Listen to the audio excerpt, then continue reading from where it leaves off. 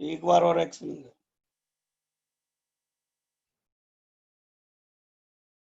जय श्री राम भाइयों, ध्यान देना है यहाँ। आज हम राउट्स लॉ के बारे में बात कर रहे हैं।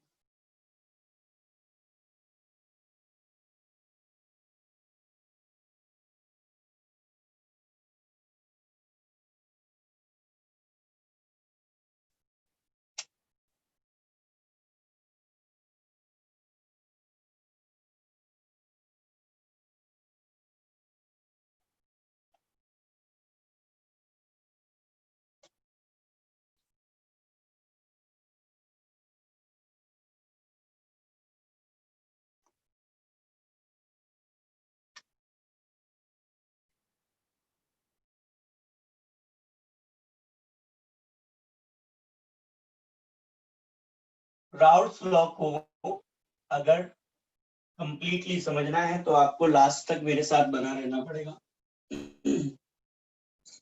तो सबसे पहले एक बात और ध्यान देनी होगी कि राउट्स लॉ दो वे में दिया गया है। जो कंडीशंस में राउट्स लॉ काम कर रहा है, एक जो दिया गया है वो दिया गया है for solution containing non-volatile solute.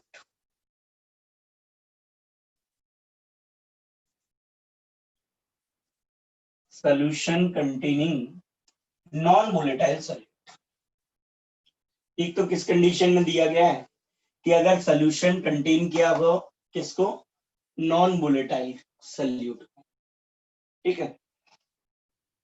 और दूसरी कंडीशन है फॉर सोल्यूशन कंटेनिंग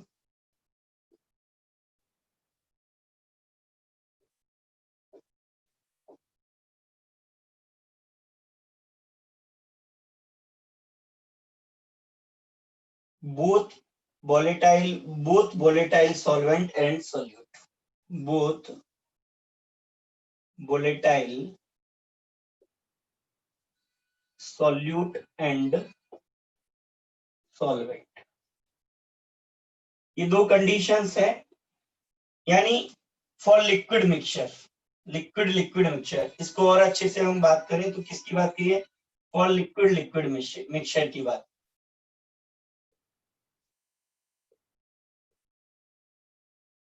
यानी एक कंडीशन में तो दिया गया है लिक्विड के लिक्विड में बने हुए मिक्सचर के बेस पर, ठीक है। और दूसरी कंडीशन में दिया है एक सॉलिड यानी नॉन वोलेटाइल, जैसे सॉल्ट या शुगर सैंड लेकर हमने क्या बनाया है सोल्यूशन, उस केस के लिए दिया गया। तो हमने ये बात कर ली कि आगे अभी हम इसकी बात नहीं करने वाले हैं। कौन सी की बात करने वाले हैं, for solution containing non volatile solute, ठीक है। तो मैं ये यहां से हटा देता हूं अभी। अब आपको ध्यान से समझना है कि राउट्स लॉ क्यों दिया गया। तो राउट्स लॉ क्यों दिया गया वो बात समझिए ध्यान से। राउट्स लॉ दिया गया वेपर प्रेशर को एनालाइज करने के लिए। बहुत सारे सोल्यूशन थे, उनके वेपर प्रेशर को पर स्टडी किया किसने, राउट्स ने। ये राउट्स का पूरा नाम है फ्रैंकोइस मैरी राउट, यानी एफएम राउट। इस एफएम राउट ने क्या किया, देखो नाम तो याद रहेगा, एफएम राउट। तो फ्रैंकोइस मैरी राउट ने बहुत सारे एक्सपेरिमेंट किए। यानी routes carried out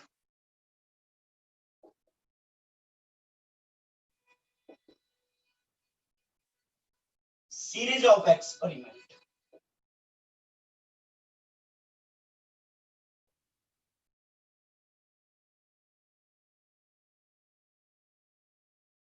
on the vapor pressure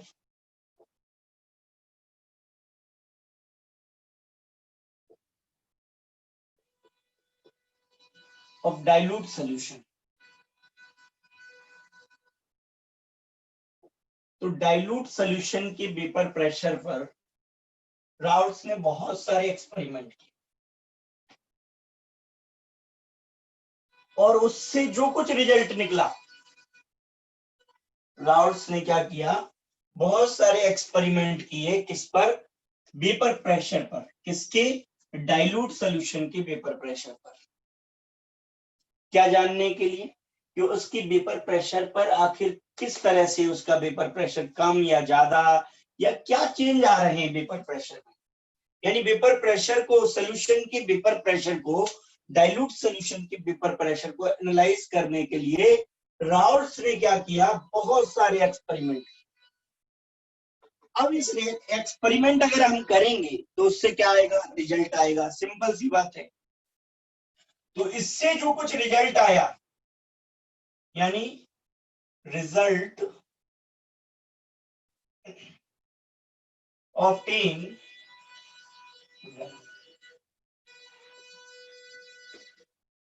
result obtained from a result obtained on the basis of experiment, on the basis of experiment,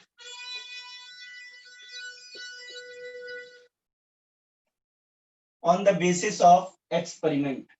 तो जो रिजल्ट्स आए हमारे, किस बेस पर जो रिजल्ट आए, राउल्ट्स ने जो एक्सपेरिमेंट किया, किस पर, वेपर प्रेशर, डाइल्यूट सॉल्यूशन के वेपर प्रेशर जानने के लिए, उससे वो जो एक्सपेरिमेंट्स किए, उन एक्सपेरिमेंट से जो रिजल्ट आए, उनके बेस पर राउल्ट्स ने क्या किया, एक जनरलाइजेशन दिया, एक लॉ दिया, उसे क्या कहते हैं हम, राउल्ट्स लॉ कहते हैं। अब result obtain on the basis of experiment, he proposed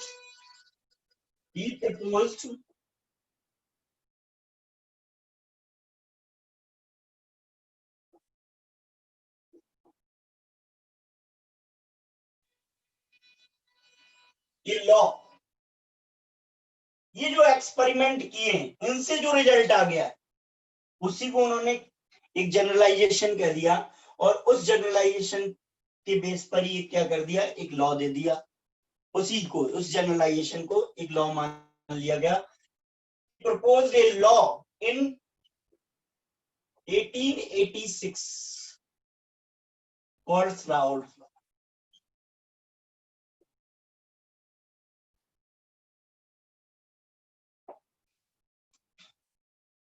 तो इस तरह से हमने क्या किया, इस तरह से हमने जाना कि राउल्ट्स ने आखिर किस तरह से काम किया। तो राउल्ट्स ने उस इस टाइम के ड्यूरिंग बहुत सारे एक्सपेरिमेंट किए डाइल्यूट सॉल्यूशन के वेपर प्रेशर पर, और डाइल्यूट सॉल्यूशन के वेपर प्रेशर पर बहुत सारे एक्सपेरिमेंट करने के बाद उन एक्सपेरिमेंट से जो कुछ रिजल्ट मिला, उस रिजल्ट से के बेस पर एक जनरलाइजेशन दिया, जिसे हम क्या कहते हैं, राउल्ट्स लॉ। ये समझ लीजिए, राउल्ट्स लॉ ये जनरलाइजेशन दिया है किसके, वेपर प्रेशर। अब क्या है, तो इसको, राउल्ट्स लॉ को जानने के लिए, अब तो ये तो हमें पता चल गया कि राउल्ट ने क्यों लॉ दिया और किस काम के लिए दिया, वेपर प्रेशर को एनालाइज। अब हमको जानना है कि वेपर प्रेशर होता क्या है। वैसे लास्ट वाली क्लास में मैंने बता दिया है कि वेपर प्रेशर क्या होता है, फिर भी आप समझ लो, थोड़ा सा और बता देता हूं। तो अभी हम किसको एनालाइज कर रहे हैं, हम लेकर प्योर सॉल्वेंट लेंगे इस बीकर में, ध्यान देंगे भैया, हम क्या करने वाले हैं, प्योर सॉल्वेंट फिल करेंगे इस बीकर, प्योर वाटर फिल कर लेते हैं, तो वो सॉल्वेंट की तरह एक्ट करता है। तो हम यहाँ पर क्या करेंगे, प्योर वाटर फिल कर लेंगे, और प्योर वाटर फिल करने के बाद इसको मान लीजिए कोई गिवन टेम्परेचर पर हम रख दिए, या कांस्टेंट टेम्परेचर पर हम रख दिए, और कांस्टेंट टेम्परेचर पर क्या हुआ, कांस्टेंट टेम्परेचर पर हमने इसे कवर्ड कर दिया बीकर को, यानी एक प्लेट से ढक दिया। तो हमें पता है ये क्या है बेटा, ये क्या है, सरफेस ऑफ लिक्विड, यानी लिक्विड की सरफेस। अब हमको ये पता है, बड़े आसानी से हम ये जानते कि ये जो लिक्विड भरा है भैया, वो इसके चारों तरफ के एटमॉस्फेयर से जो कुछ टेम्परेचर है वहां का, उस टेम्परेचर को लेगा और लिक्विड किसमें बदलेगा, वेपर के मॉलिक्यूल में, यानी लिक्विड मॉलिक्यूल किसमें चेंज हो जाएंगे, वेपर के मॉलिक्यूल। और लिक्विड मॉलिक्यूल का वेपर फॉर्म करना, इसको कहते हैं हम वेपराइजेशन। लिक्विड के मॉलिक्यूल का वेपर बनाना, इस चीज को हम कहते हैं वेपराइजेशन, यानी वेपर फॉर्मेशन। और ये वेपर फॉर्मेशन को हम क्या कहेंगे, वेपराइजेशन। तो वेपराइजेशन हुआ यानी वेपर बनी। अब ये जो वेपर उठेंगी बनी है, तो टकराएंगी कहाँ, ये जो प्लेट रखी है उसकी इनर वॉल से, राइट। तो टकरा कर क्या होगा, ये वापस आएंगी। अब ये जो वापस आएंगी तो ये क्या करेंगी, लिक्विड की सरफेस पर एक प्रेशर लगाएंगी। ये जो वेपर बनी थी वो क्या हो रही है, वापस आ रही है और लिक्विड की सरफेस पर क्या कर रही है, एक प्रेशर जनरेट कर रही है। अच्छा सुनो, जब ये वेपर फॉर्मेशन हो रहा था, यानी जब रिएक्शन इनिशिएट होकर प्रोपिगेट होने लगी, आगे बढ़ी, उस दौरान क्या हुआ कि वेपर प्रेशर जो था, सॉरी वेपर फॉर्मेशन जो था, उसकी स्पीड जो थी वो ज्यादा थी, क्योंकि स्टार्ट हुई है रिएक्शन, तो वेपर बनना स्टार्ट हुई। तो वेपर जो फॉर्मेशन हो रहा है उसकी स्पीड क्या है भैया, ज्यादा है। लेकिन जो वेपर यहाँ जो टकराई, और टकराने के बाद जो नीचे आई है वेपर के जो मॉलिक्यूल्स हैं, मैं इनको कह देता हूं वेपर मॉलिक्यूल्स या मॉलिक्यूल्स ऑफ वेपर। तो ये मॉलिक्यूल जो है वेपर के, वो क्या कर रहे हैं, वो जो कंडेंस हुए यहां से जाके इस पर टकराए और टकरा कर ठंडे हुए, इस प्रोसेस को, कंडेंस होने के, ठंडे होने की इस प्रोसेस को, ये ठंडे होकर दोबारा लौटने की इस प्रोसेस को हमने कह दिया कंडेंसेशन।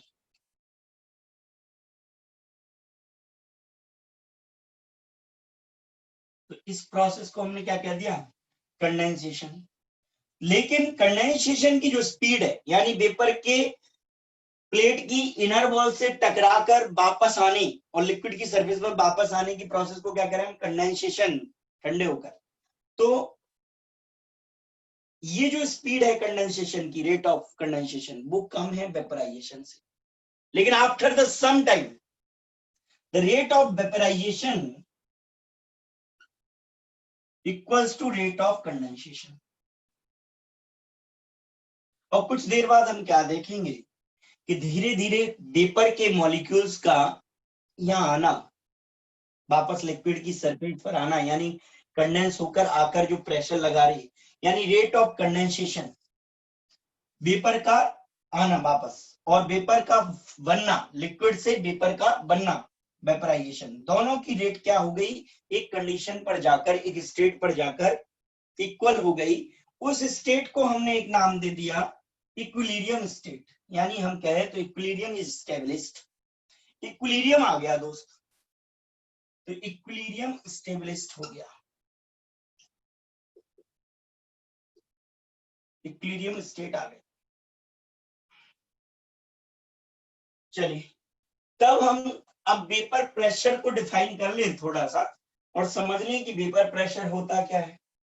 तो मैं यहाँ पर वेपर प्रेशर आपको बता रहा हूँ, क्योंकि राउल्ट्स लॉ को जानने के लिए ये सब जानना बहुत जरूरी है। तो वेपर प्रेशर क्या है, क्योंकि बात ही तो की है, लेकिन याद रहे ये जो वेपर प्रेशर है ये डाइल्यूट सोल्यूशन का नहीं, बल्कि प्योर सॉल्वेंट का वेपर प्रेशर देख रहे हैं। और प्योर सॉल्वेंट का यानी प्योर वाटर का वेपर प्रेशर या प्योर लिक्विड का वेपर प्रेशर क्या है वो समझना। ये वेपर के मॉलिक्यूल यहाँ क्या कर रहे हैं, ये क्या कर रहे हैं, ये वो प्रेशर लगा रहे हैं। और ये प्रेशर किसके ऊपर लगा रहे हैं, लिक्विड की सरफेस पर लगा रहे हैं।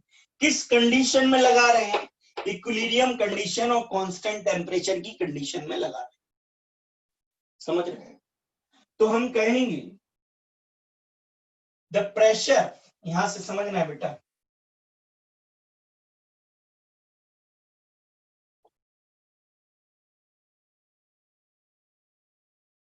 ये प्रेशर लगा, द प्रेशर एक्सर्टेड, एक्सर्ट कर रहे हैं, the pressure exerted by vapour molecule, कौन लगा रहे हैं प्रेशर, कौन लगा रहे हैं, ये जो वेपर बनी थी लिक्विड से वो लौट के आई है कंडेंसेशन के थ्रू, वो लगा रहे हैं vapour molecule,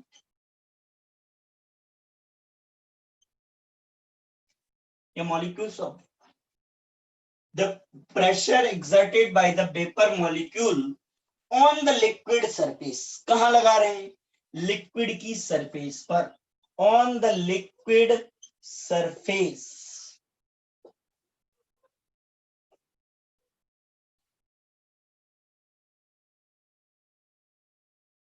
on the liquid surface at constant temperature.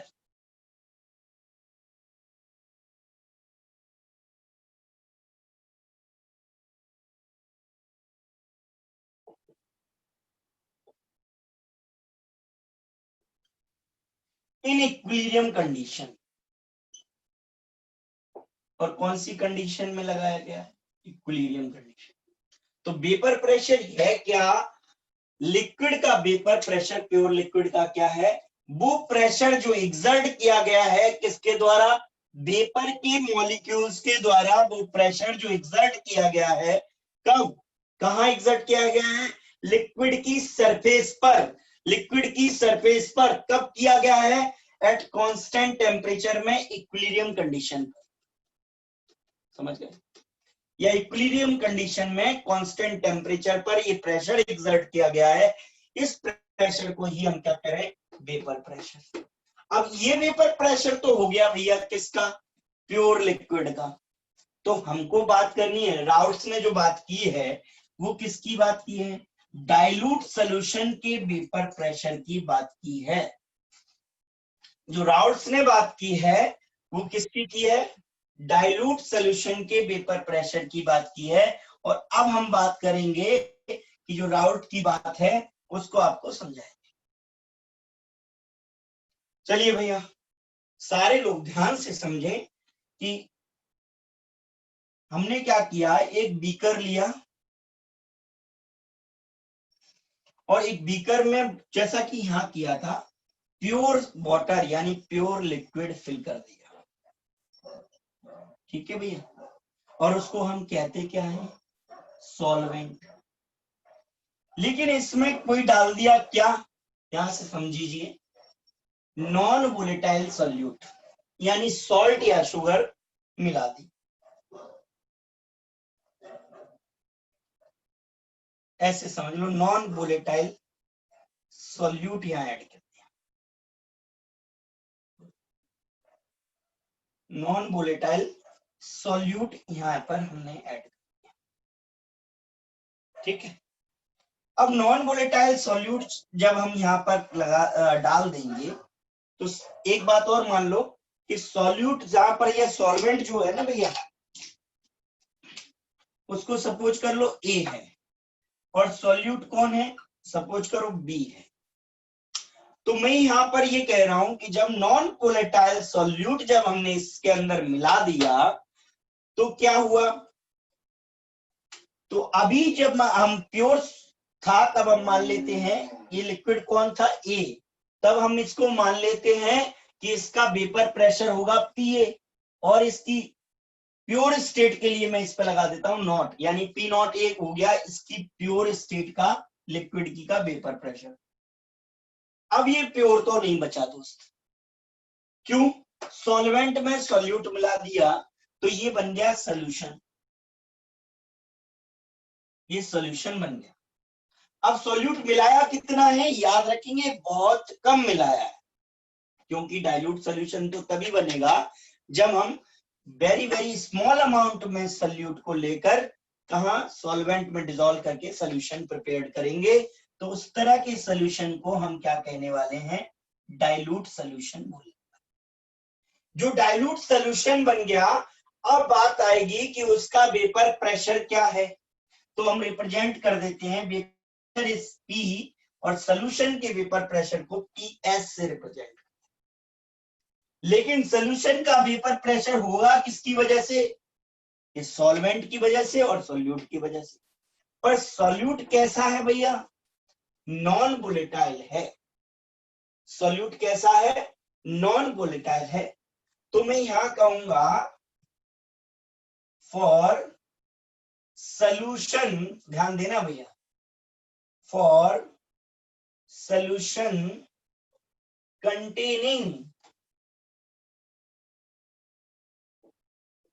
non-volatile solute,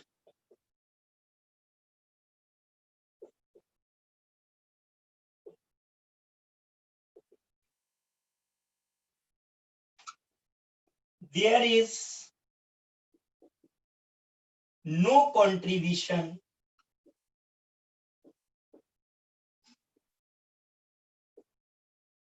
of solute, there is no contribution of solute to the total vapor pressure, to the total vapor pressure, to the total vapor pressure of solution।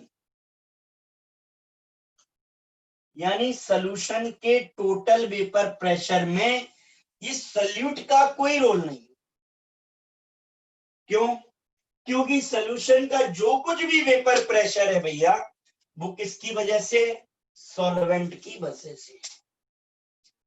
यानी हम ये भी कह सकते हैं the vapour pressure of solution, the vapour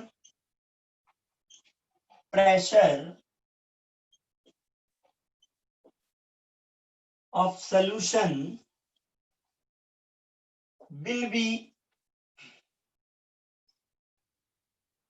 the vapor pressure of solution, ध्यान देंगे भैया, आप लास्ट तक मेरे साथ बने रहेंगे, यहाँ कोई प्रॉब्लम नहीं आने दूंगा, ऐसा मेरा प्रयास होगा कि आप राउट्स लॉ को पूरी तरह से कंप्लीटली अंडरस्टैंड कर लें। The vapour pressure of solution will be vapor pressure, the vapor pressure of solvent only, the vapor pressure of solvent only, या vapor pressure due to solvent only।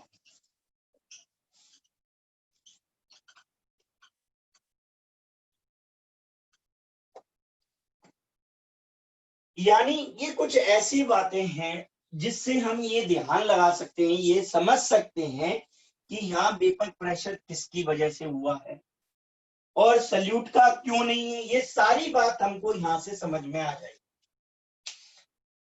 देखो, पहली बात तो मैंने आपको क्या कहा, ध्यान से समझो कि ये लिया एक बीकर, बीकर में प्योर वाटर लिया, प्योर वाटर में क्या मिलाया? नॉन वोलेटाइल सोल्यूट मिलाया, और नॉन वोलेटाइल सोल्यूट मिला दिया इसमें, तो ये बन गया, और कितना मिलाया? वेरी वेरी स्मॉल अमाउंट, तो मैं ये फॉर्म कर लिया क्या? Dilute solution. क्या बन गया भैया? Dilute, sorry, dilute solution form. अब मैंने कहा ये डाइल्यूट सोल्यूशन का वेपर प्रेशर है, उसे रिप्रेजेंट कर देता हूं पीएस से। अब पीएस से रिप्रेजेंट कर दिया और इसके वेपर प्रेशर को रिप्रेजेंट कर दिया पीए से, और इसको माना था बी, तो इसको वेपर प्रेशर को रिप्रेजेंट कर दिया पीवी से। लेकिन ये कैसा है? नॉन वोलेटाइल है। अब सॉल्यूशन में अगर नॉन वोलेटाइल सॉल्यूट है, तो नॉन वोलेटाइल मतलब जिसकी वेपर फॉर्म नहीं होती। अब जिसकी वेपर ही नहीं फॉर्म होती तो उसका वेपर प्रेशर कैसा? उसका वेपर प्रेशर, कोई वेपर प्रेशर उसका नहीं है। ये बात हमें जानना है। तो यही बात मैंने यहाँ नोट कर दी आपके लिए कि for solution containing non volatile solute there is no contribution of solute कहां?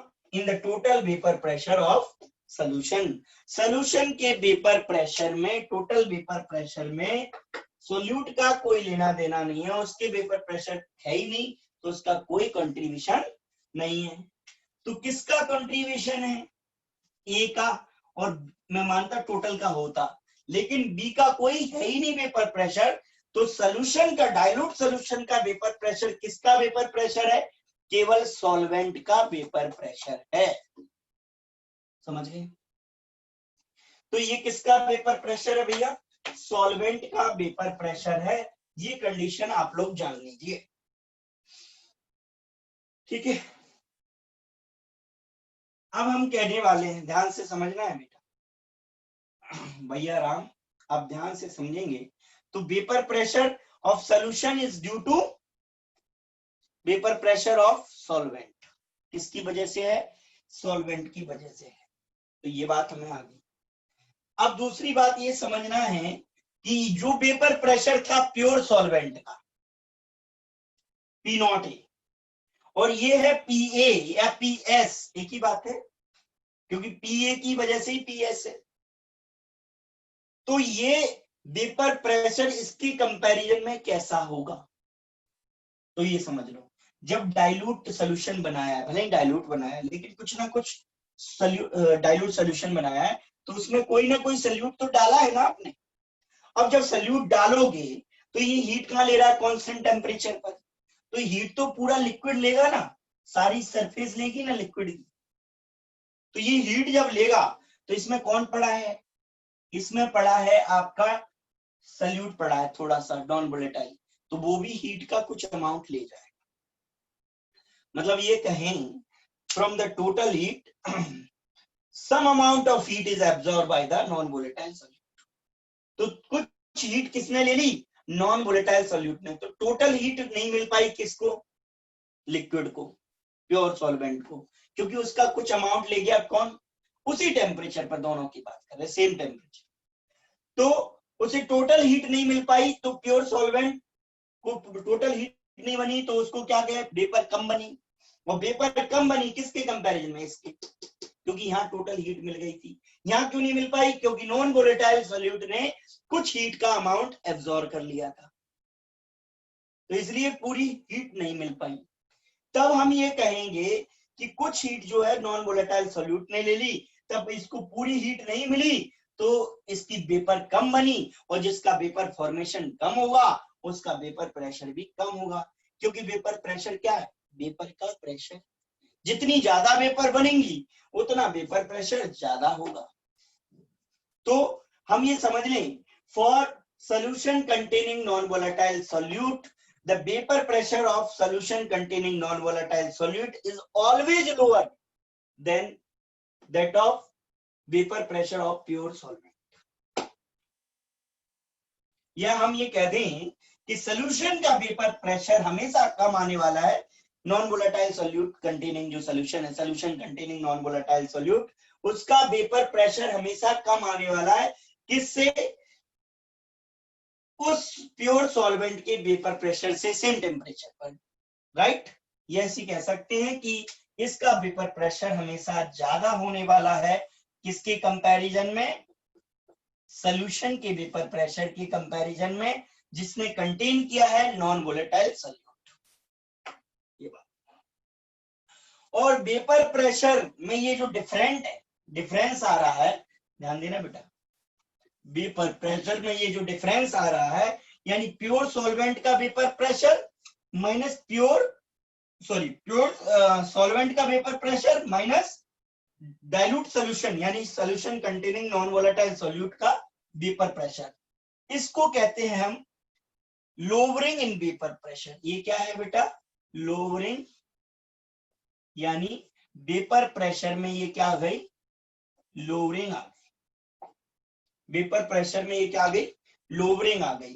मतलब मान लीजिए सपोज करो इसका 100 था वेपर प्रेशर, सपोज दैट, और इसका 98 या 99 था, 98 था, तो हम ये कहेंगे कि इसके वेपर प्रेशर में क्या आ गई? लोअरिंग। कितने की? 2 की। तो 2 क्या है? Lowering in vapour pressure. समझ गए आप? तो ये पूरी चीज आपने अंडरस्टैंड कर ली। इस तरह के कईयों, बहुत सारे नंबर ऑफ सॉल्यूशन बनाए, डाइल्यूट सॉल्यूशन, और उनके वेपर प्रेशर को एनालाइज किया हमारे राउट्स ने, और राउट्स ने यही मैंने बात कही कि Raoult's carried out a series of experiment, ऐसे तमाम सारे एक्सपेरिमेंट किए क्या करने के लिए, on the vapour pressure of या analyse the vapour pressure of dilute solution, उनके वेपर प्रेशर को, डाइल्यूट सॉल्यूशन के वेपर प्रेशर को एनालाइज करने के लिए। और इससे जो कुछ रिजल्ट ऑब्टेन हुआ, results obtain on the experiments, on the basis of experiment, यहां पर जो कुछ रिजल्ट आया, इनसे जो कुछ रिजल्ट आया, उस रिजल्ट के बेस पर ही proposed, he gave a generalization which is called Raoult's law, और वो एक जनरलाइजेशन दिया गया इसी को हम राउल्ट्स लॉ के नाम से। और राउल्ट्स लॉ में ये बात समझ लेना जरूरत है कि वेपर प्रेशर होता क्या है। तो मैंने आपको बता दिया कि वो वेपर प्रेशर क्या होता है कि इक्विलिब्रियम कंडीशन में वेपर्स के मॉलिक्यूल के वाया जो लिक्विड की सरफेस पर प्रेशर एक्सर्ट किया जाता है उसे वेपर प्रेशर कहते हैं। ठीक है, उसे क्या कॉल करते हैं हम, वेपर प्रेशर। और ये वेपर प्रेशर हो गया प्योर लिक्विड का, लेकिन राउल्ट ने बात की डाइल्यूट सॉल्यूशन की। तो मैंने इसमें कह दिया कि अगर सॉल्यूशन कंटेन किया है नॉन वोलेटाइल सॉल्यूट, तो नॉन वोलेटाइल सॉल्यूट का कोई रोल नहीं है टोटल वेपर प्रेशर में, कोई कंट्रीब्यूशन नहीं। मतलब साफ है, जो कुछ वेपर प्रेशर है सॉल्यूशन का वो किसकी वजह से है, due to vapour pressure of solvent only, यानी सॉल्वेंट की वजह से है। तो ये डाइल्यूट सॉल्यूशन जो कि कंटेन किया है नॉन वोलेटाइल सॉल्यूट, उसका वेपर प्रेशर सॉल्वेंट के वेपर प्रेशर के इक्वल होता है। ये बात कंडीशन सामने। चलिए ये मैं प्राप्त कर रहा हूं यहां से। अब हम राउल्ट्स लॉ में राउल्ट ने इन सब बेस के बेस पर क्या कहा वो बात करें, यानी राउल्ट्स का लॉ है क्या।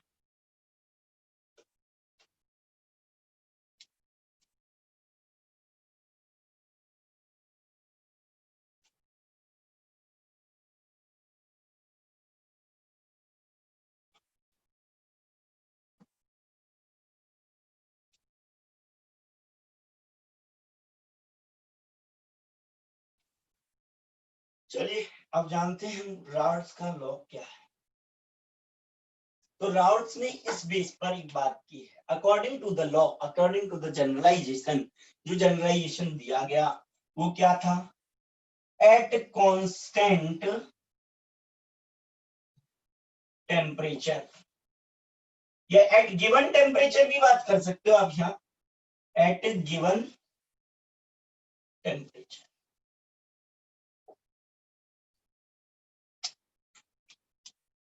at given temperature,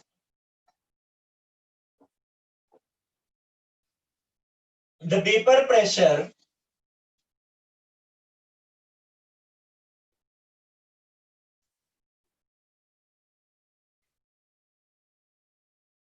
of solution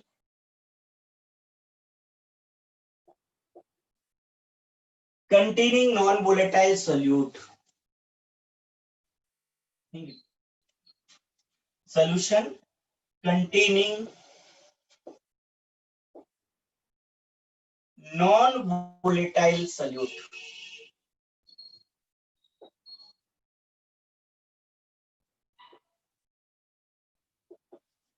the solution containing non-volatile solute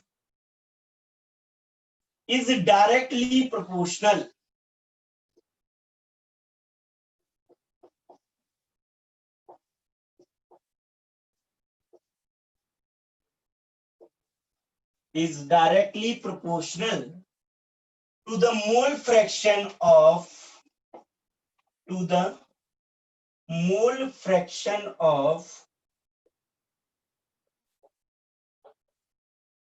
solvent in solution। ये बात, ये था राउल्ट्स का लॉ। अब मोल फ्रैक्शन की क्या बात है, तो ध्यान से समझना है कि मोल फ्रैक्शन की बात है, मोल फ्रैक्शन को रिप्रेजेंट करते हैं हम एक्स से। अब अगर सॉल्यूशन में देखना है तो सॉल्यूशन में मोल फ्रैक्शन सॉल्वेंट का कितना है, एक्स से। सॉल्यूशन में सॉल्वेंट का मोल फ्रैक्शन कितना है, एक्स से। और सॉल्यूट का कितना है XB। लेकिन जो वेपर प्रेशर, अब ध्यान दो, गिवन टेम्परेचर पर कौन से सोल्यूशन का, कौन से सोल्यूशन के वेपर प्रेशर की बात की है, solution containing non volatile solute की। तो नॉन वोलेटाइल सॉल्यूट वाले सोल्यूशन की वेपर प्रेशर की बात की है, तो वो किस पर डिपेंड करता है, ये डिपेंड ऑन, यानी directly proportional, is depend on क्या, मोल्स ऑफ सॉल्वेंट, यानी moles fraction of solvent, not the mole fraction of solute. क्योंकि सॉल्यूट की मोल्स का तो कोई भी क्या नहीं है, वेपर प्रेशर नहीं है। ये बात ही तो हमने कही थी कि solution containing non volatile solute, there is no contribution of solute to the total vapour pressure of solution, यानी सॉल्यूशन के टोटल वेपर प्रेशर में सॉल्यूट का कोई कंट्रीब्यूशन नहीं है, क्योंकि वो नॉन वोलेटाइल है। इसलिए हमने कह दिया कि जो टोटल वेपर प्रेशर है सॉल्यूशन का, वो किसका वेपर प्रेशर है, केवल सॉल्वेंट का, यानी हम यहाँ कह दिए vapour pressure of solution containing non volatile solute is directly proportional, यानी is depend only to the mole fraction of solvent, यानी सॉल्वेंट के डायरेक्टली प्रोपोर्शनल होता है। देखो जैसे मैंने कहा,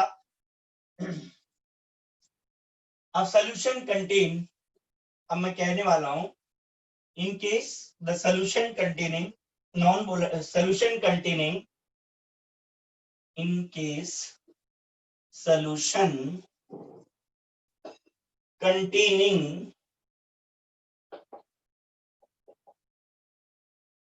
volatile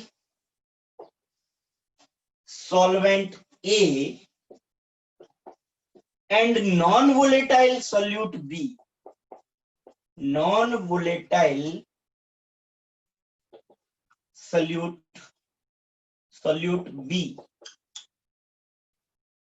ठीक है, एक सोल्यूशन कंटेन किया है क्या, volatile solvent A and non volatile solute B. ये मैं हटा रहा हूं। तब मैंने क्या कहा, मैंने कहा कि द मोल, मैंने कहा वेपर प्रेशर ऑफ बी, यानी vapour pressure of B is zero, will be zero, समझ गए, वेपर प्रेशर ऑफ, क्योंकि वोलेटाइल सॉल्वेंट का ही वेपर प्रेशर।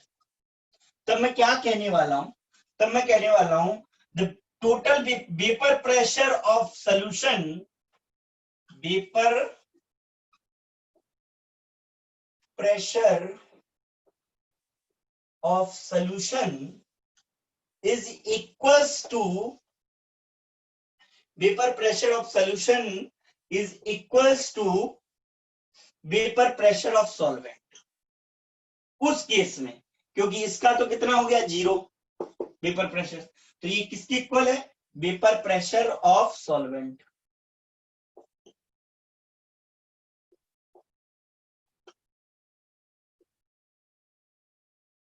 ठीक है, तो vapour pressure of solvent, that mean क्या है, इस सॉल्यूशन का वेपर प्रेशर है PS और इक्वल हो गया किसके, PA के, समझ गए, ये वाली काम। तो अब ये भैया रफ कर देता हूं,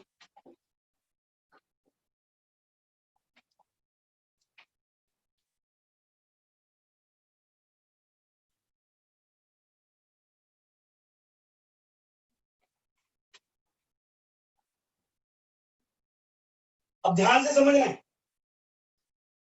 कि सॉल्यूशन का जो वेपर प्रेशर है वो सॉल्वेंट के, यानी PS PA एक ही बात है, वो किसके डायरेक्टली प्रोपोर्शनल है, मोल fraction of solvent eight given temperature या एट कांस्टेंट टेम्परेचर। ठीक है भैया, ये है राउल्स लॉ। यहां से अगर आप क्या करोगे, प्रोपोर्शन का साइन हटाओगे तो एक कोई प्रोपोर्शनलिटी कांस्टेंट ले लोगे, तो ये हो गया आपका राउल्स लॉ की बात। ये बात हो गई आपकी किसकी, राउल्स लॉ की, समझ आ गया। चलिए अब हम एक काम करते हैं, ये प्रूफ, अब हम पढ़ के आ रहे हैं, कोलिगेटिव प्रॉपर्टीज चल रहा था हमारा, तो हम इसको हटा देता हूं, ये समझ में आ गया होगा, यानी क्या, the vapour pressure of solution, ध्यान दो, the vapour pressure of the solution containing non volatile solute, non volatile का जीरो हो गया, is directly proportional to the mole fraction of solvent, यानी solvent के मोल फ्रैक्शन के डायरेक्टली प्रोपोर्शनल होता है किसका वेपर प्रेशर, उस सॉल्यूशन का जो नॉन वोलेटाइल सोल्यूट को कंटेन किया हुआ है। ये है राउल्ट्स लॉ। तो आज हम क्वेश्चन क्या सॉल्व कर रहे हैं, क्वेश्चन हम ये सॉल्व करेंगे कि relative lowering pressure is a colligative property. Prove that relative lowering of vapor pressure is a colligative property. क्या relative lowering of vapor pressure एक colligative property है या नहीं? तो हम जो है क्या प्रूव करने वाले हैं कि एक relative lowering of vapor pressure एक colligative property है कि नहीं। चलिए ध्यान दीजिए, तो हम क्या प्रूव कर रहे हैं वो भी समझ लीजिए ध्यान से। हम प्रूव कर रहे हैं भैया कि relative lowering vapour pressure is it, या यहां से क्वेश्चन लिखना है तो यहां लिख देंगे, prove that lowering in vapour relative lowering in vapor pressure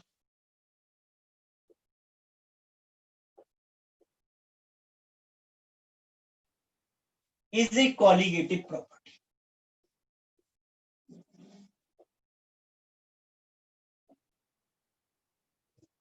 Is a colligative property. ये प्रूव, और किससे, फ्रॉम द राउल्ट्स लॉ। अगर क्वेश्चन की दिया फ्रॉम द राउल्ट्स लॉ, और नहीं भी दिया तब भी हमें ऐसे ही प्रूव करना है, ठीक है, क्योंकि राउल्ट्स लॉ से ही प्रूव करेंगे। तो हम यहां कहेंगे फ्रॉम राउल्ट्स लॉ,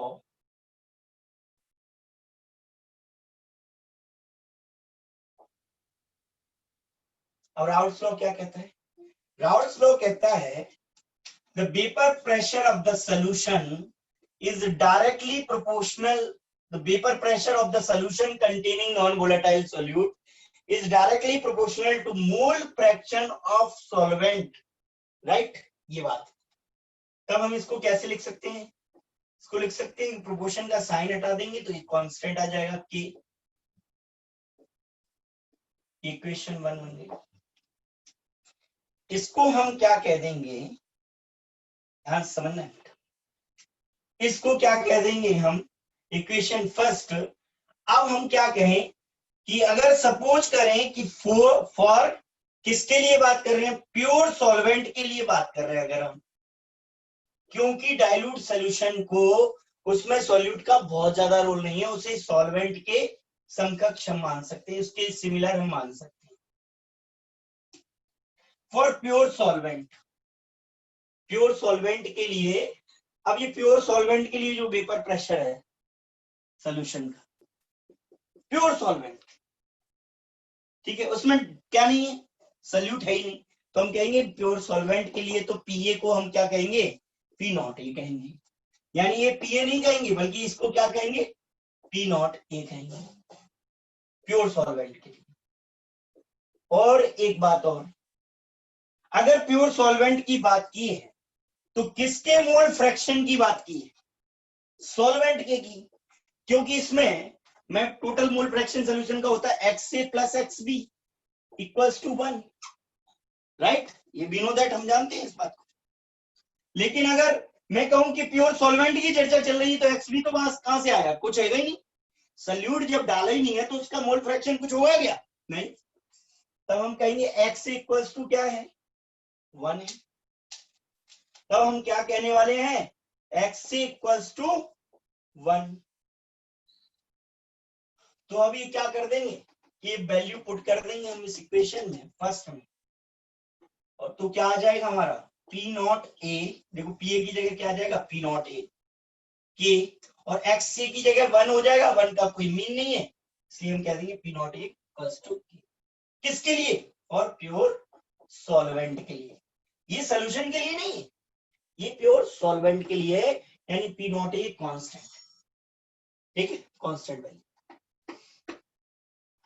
अब समझ गए, क्योंकि ये कांस्टेंट नहीं, ये कम ज्यादा हो सकता है, सोल्यूशन पे डिपेंड करता है कि सोल्यूट कितना मिलाया, लेकिन ये कांस्टेंट वैल्यू है, यानी प्योर के लिए हमेशा कांस्टेंट जितना है उतना ही आएगा। तो अब हम इसे सॉल्व करेंगे from equation first and second. कर लीजिए, यहां तो ये दिख रहा है यार, के की वैल्यूज यहां पुट करनी है। सो पी ए इक्वल्स टू के की वैल्यू क्या है? पी नॉट ए डॉट एक्स। एक नई इक्वेशन आ गई, थर्ड इक्वेशन थर्ड। अब वी नो दैट, अब आप अगर मोल फ्रैक्शन ऑफ सॉल्यूट जानना, तो अब कॉलिगेटिव प्रॉपर्टी क्या होती है मैं पहले से ही आपको बता देता हूं, क्योंकि मैं लास्ट क्लास में बता दिया है कि सॉल्यूशन की वो प्रॉपर्टी, सॉल्यूशन की यानी डाइल्यूट सॉल्यूशन की वो फिजिकल प्रॉपर्टी, डाइल्यूट सॉल्यूशन की वो फिजिकल प्रॉपर्टी जो डिपेंड करती है किस पर? नंबर ऑफ पार्टिकल या मोलर कंसंट्रेशन या मोल फ्रैक्शन ऑफ सॉल्यूट पर, यानी सॉल्यूट के अमाउंट पर, सॉल्यूट के अमाउंट पर जो डिपेंड करती है उसे हम क्वालिटेटिव प्रॉपर्टी कहते हैं। तो सॉल्यूट के मोल फ्रैक्शन की बात होगी, तो सॉल्यूट का मोल फ्रैक्शन कैसे लाएंगे? तो हम लिख देंगे we know that X A plus X B, ले आए हम सॉल्यूट को। तो क्या किसकी वैल्यू चाहिए थी हमें? एक्स ए की। तो एक्स ए की वैल्यू कैसे निकालेंगे? 1 minus X B. Value of X A put in equation, putting the value of xa in equation, putting the value of xa in equation third. तो थर्ड इक्वेशन में हम किसकी वैल्यू डाल रहे हैं? xa की। तो क्या आने वाला है हमारा आ जाएगा P A equals to P naught A 1 minus X B, X की वैल्यू। अब इसको हम सॉल्व कर लेते हैं। और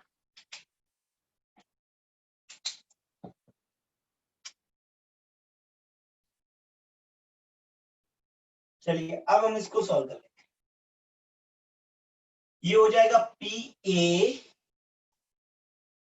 पी नॉट ए का 1 में मल्टीप्लाई कर देंगे, ये हो जाएगा P naught A minus P naught A X B, P naught A X B. देखो हमें चाहिए रहता सॉल्यूट कितना मिला है डाइल्यूट सॉल्यूशन में, वही जानना हम चाह रहे हैं। तो हम ये सॉल्यूट की वैल्यू ले आए, तो इसको क्या करेंगे? ये कर देंगे हम, इसकी वैल्यू चाहिए तो इसको इधर ले लेंगे और इसको इधर ले लेंगे। यहां आ जाएगा हमारा P naught A X B, P naught A minus P A. अब देखो ये चीज मैंने बताई थी आपको, पी एस को क्या लिख सकते हैं अपन? P A solution containing non volatile solid, उस केस।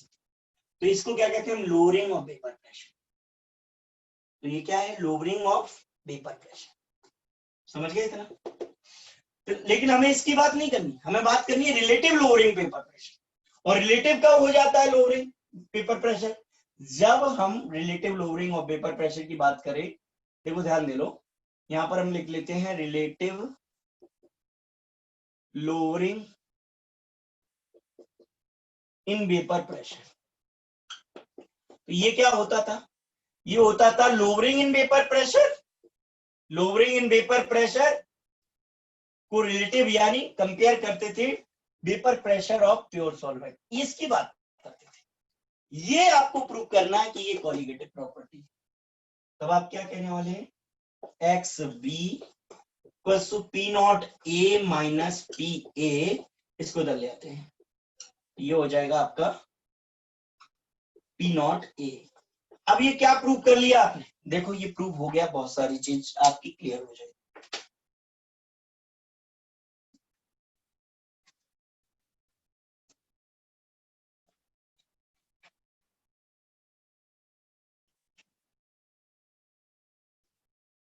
तो आपकी इससे बहुत सारी चीज यहाँ से क्लियर होने वाली है। क्या प्रूफ हुआ कि relative lowering of vapour pressure is equal to the mole fraction of solute. What is mole fraction?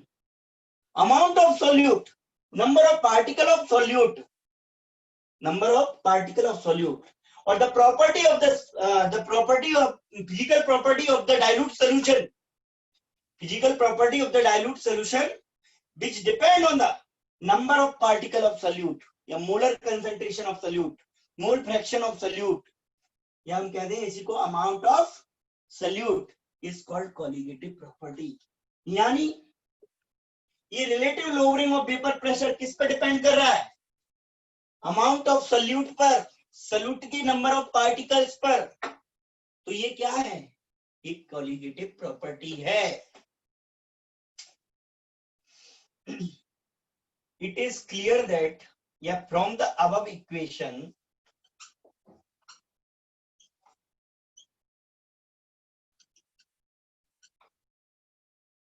it is clear that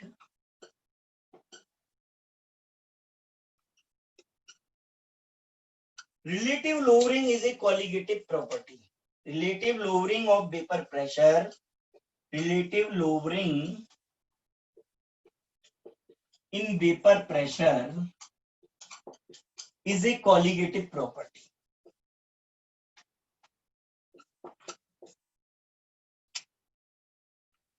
is a colligative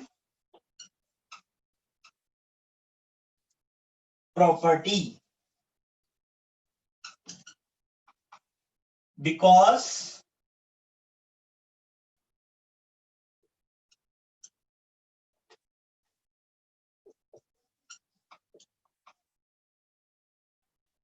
बेटा because it depend it equals it depend on the number of it depend on number of particles या सीधा क्या मोल fraction of solute, ये लिख दो depend on mole fraction of solute. ये तो है number of particle of solute, mole fraction of salute.